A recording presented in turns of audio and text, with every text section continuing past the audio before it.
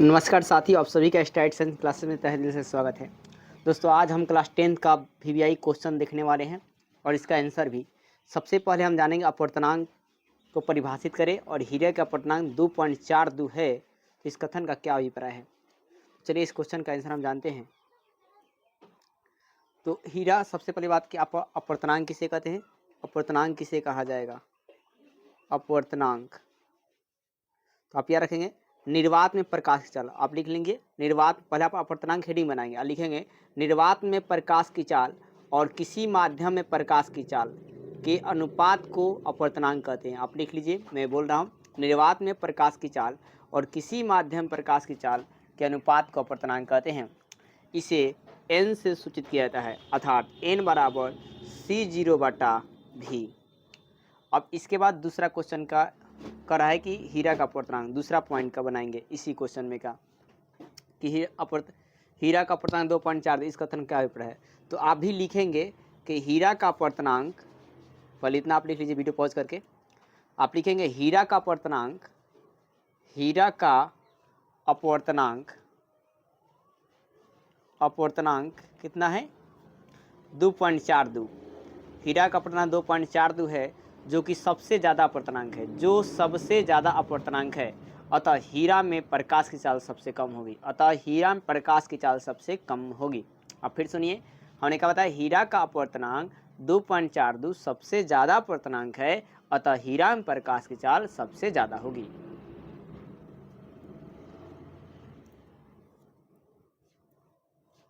अब दूसरा हमारा सवाल था कि उत्तल दर्पण और समतल दर्पण के दो उपयोग लिखे।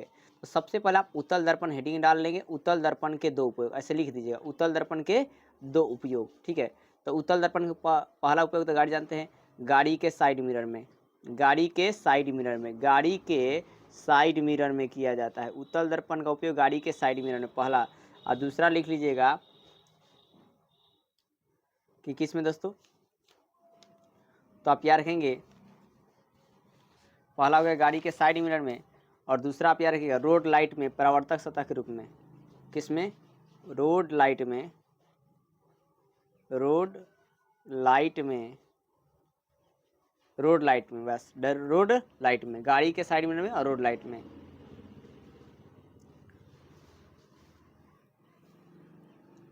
अब ये हो गया आपका तीसरा क्वेश्चन। हमारा क्या है, अब ये देखिए, तीसरा आपका क्वेश्चन था कि गोलीय दर्पण के परावर्तन के लिए कार्तीय चिन्ह लिखिए। तीसरा क्वेश्चन था गोलीय दर्पण के परावर्तन के लिए नई कार्तीय चिन्ह परिपाटी क्या है।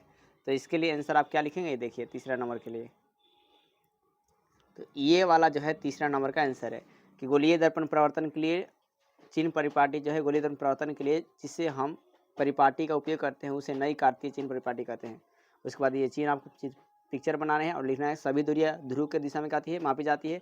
एक्स अक्ष दिशा में क्या हो, धनात्मक होता, एक्स डैश में ऋणात्मक, एक्स में धनात्मक, डैश में ऋणात्मक, इतना याद लिख लीजिए। बस यही 2-3 बात लिख दीजिए और उसके बाद आपको मार्क्स मिल जाएंगे। आप स्क्रीनशॉट ले लीजिए। 3 नंबर आपका, वो 3 नंबर का आंसर था। अब हम 4 नंबर को देखेंगे। 4 नंबर हमारा सवाल क्या है कि गोलीय दर्पण क्या है और तथा वक्रता त्रिज्या 20 सेंटीमीटर है, तो फोकस दूरी क्या होगी।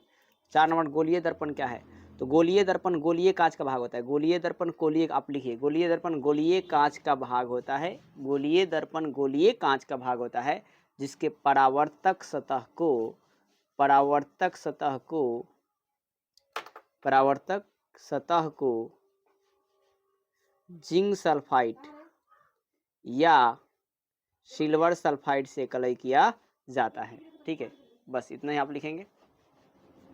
उसके बाद आपका दूसरा उसमें दिया था, इतना आप लिख लीजिए, गोलीय दर्पण गोलीय कांच का भाग होता है जिसके प्रवर्तक सतह को जिंक सल्फाइड या सिल्वर सल्फाइड कलई करते हैं। और इसमें एक सवाल दिया था, उस सवाल का भी नीचे आंसर आप लिख लेंगे कि इसमें आर का मान लिख लीजिए। जब प्रश्न से आर बराबर कितना दिया है, 20 सेंटीमीटर।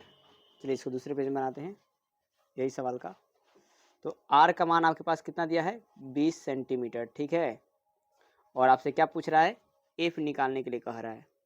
ठीक है, एफ निकालने के लिए आपसे कहा जा रहा है कि ए बराबर क्या, वाट। तो ए बराबर फॉर्मूला जानते हैं, कौन आता है, ए बराबर R/2 होता है। ऐसे आप सजा के लिए तभी नंबर मिलेगा।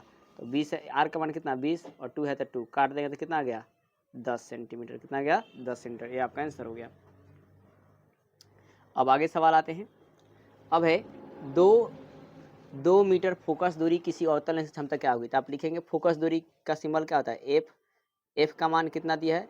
2 मीटर। ठीक है, पी निकालने के लिए कर रहा है P बराबर वाट। तो लेंस की क्षमता P बराबर फॉर्मूला क्या होता है? 1/f। एफ किस में भाई? मीटर में। सवाल मीटर में ही दिया है। तो ऑलरेडी देखिए एक बटा क्या हो जाएगा? एक तो है एफ का मान कितना है? 2, तो 2 और आप भाग दीजिएगा तो कितना आ गया? 2 5 का 10, 0.5 भाग दे दीजिए।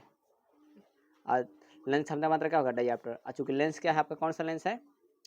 अवतल लेंस है, तो इसलिए क्या होगा? -0.5 डायऑप्टर। ये 5 है, 5 बना लीजिएगा, ठीक है ना? 5 डायऑप्टर।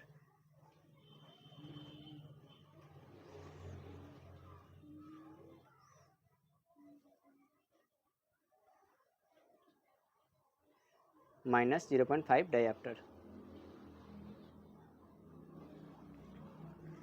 तो ये इस सवाल का आंसर हो गया। अब आगे आप 6 नंबर सवाल को देखेंगे। 6 नंबर क्या है? उत्तल लेंस और अवतल लेंस का सचित्र अंतर स्पष्ट करें। तो आप लिख लीजिए उत्तल लेंस और अवतल लेंस में निम्नलिखित अंतर है। एक तरफ उत्तल लेंस लिख लीजिए और एक तरफ लिख लीजिए अवतल लेंस। ठीक है, और पहले आप सचित्र कर रहे थे, चित्र बनाइए। तो ये क्या हो जाएगा आपका? उत्तल लेंस का चित्र ऐसे बना लेंगे और ये हो गया आपका अवतल लेंस का चित्र। आप पहले चित्र बना लिए। अब देखिए आप कह रहे सचित्र बताइए।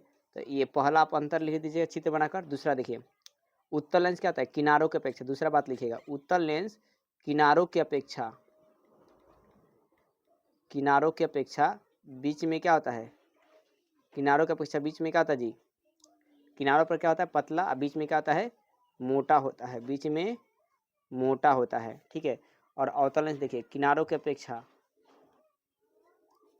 अपेक्षा बीच में क्या होता है?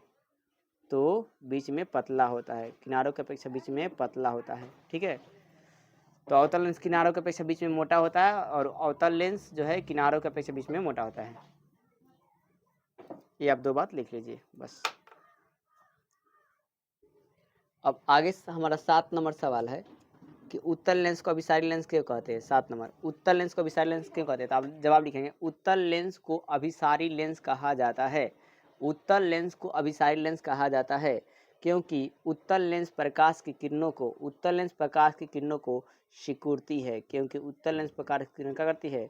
सिकुड़ती है। ठीक है, ये बात लिख देंगे।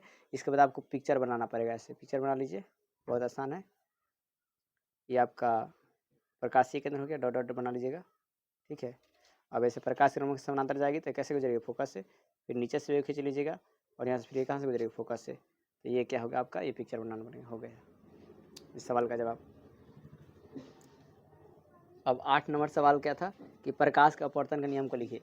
तो प्रकाश का अपवर्तन के कितने नियम होते हैं? 2 नियम हैं। प्रकाश का अपवर्तन के 2 नियम होते हैं। पहला नियम है क्या? देखिए आपतित किरण, परावर्तित किरण और अभिलंब तीनों एक ही तल में होते हैं। दूसरा नियम आपतन कोण परावर्तन कोण बराबर होता है। आपतन कोण परावर्तन कोण बराबर होता है। ठीक है, ये आपको लिखना है और पिक्चर भी बना दीजिएगा। अगर फिर मान लीजिए अपवर्तन का पूछता तो अपवर्तन के भी 2 नियम होते हैं।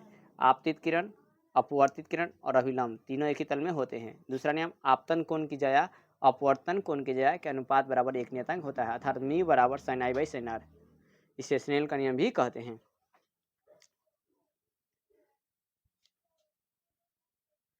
अब हमारे पास सवाल था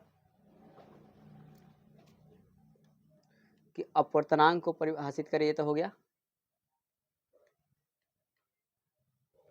अब है दोस्तों कि 2f1 पर वस्तु को रखा जाता है तो उसका चित्र बनाइए। या 2f1 पर जब वस्तु को रखिएगा तो उसका प्रतिबिंब जो है कहाँ बनेगा? पहला सवाल। तो 2f2 पर कहाँ बनेगा? 2f2 पर कैसा बनेगा? तो माइनस मतलब वास्तविक और उल्टा। और कैसा बनेगा? तो बराबर बनता है। कैसा बनता है? बराबर बनता है। ठीक है, और दोस्तों इसका आपको पिक्चर बना देना है, बहुत ही आसान है। ऐसे बना लीजिएगा और देखिए आप वस्तु को जितना बड़ा रखेंगे उधर ही बड़ा इधर भी खींच लीजिएगा। ठीक है, इसलिए अब ऐसे कनेक्ट कीजिएगा, इसको यहाँ से गुजारिएगा। फिर आप ये प्रकाशीय केंद्र वाला कैसे यहाँ गुजार दीजिएगा। हो गया। अब यहाँ पर लिख दीजिएगा ये क्या हो गया आपका? 2f1 और जहाँ इमेज बना है का है 2f2। बस हो गया। ऐसे बनाना आपको, इसमें डॉट डॉट दे दीजिएगा, अच्छा रहेगा। और ये है प्रकाशीय केंद्र। ये आपको भाषा लिखना था। जब वस्तु को 2f1 पर रखते हैं तो उसको पढ़ते हैं 2f2 पर, वास्तविक उल्टा, वस्तु बराबर बनता है। और ये पिक्चर बनाएंगे। अब आपके पास है आगे सवाल कि बिना स्पर्श किए हुए अवतल और उत्तल लेंस और वृत्ताकार कांच के प्लेट कैसे पहचानेंगे। देखिए दोस्तों, तो ये मान लीजिए कैसे पहचानेंगे, तो वहाँ पर एक वस्तु को लेकर जाया जाएगा, इन तीनों के सामने एक वस्तु को लेकर जाएंगे, और अगर प्रतिबिंब क्या होता है कि वास्तविक और उल्टा बनता है तो उत्तल लेंस कहलाएगा। क्या कहलाएगा? उत्तल लेंस। और अगर प्रतिबिंब, अगर लिखेंगे आप, अगर प्रतिबिंब आभासी और सीधा बनता है तो वो अवतल लेंस कहलाएगा। क्या कहलाएगा? अवतल लेंस। और अगर प्रतिबिंब में उस वस्तु के सामने आर पार हो जाता है, क्या होता है? आर पार हो जाता है, मतलब दिखाई नहीं देती है, तो वो वृत्ताकार कांच होगा। क्या होगा? वृत्ताकार कांच होगा। आर पार हो जाएगा तो वृत्ताकार कांच होगा। तो अगर यदि प्रतिबिंब वास्तविक और उल्टा बनता है तो वो उत्तल लेंस होगा, और यदि प्रतिबिंब अगर आभासी सीधा बनता है तो अवतल लेंस होगा, और आर पर दिखाई देगा तो वो क्या होगा? आपका वृत्ताकार कांच होगा। ये टोटली क्वेश्चन हो गए। आप इन सभी को वीडियो पॉज पर करके लिखते रहिए, सुनकर। जय हिंद दोस्तों।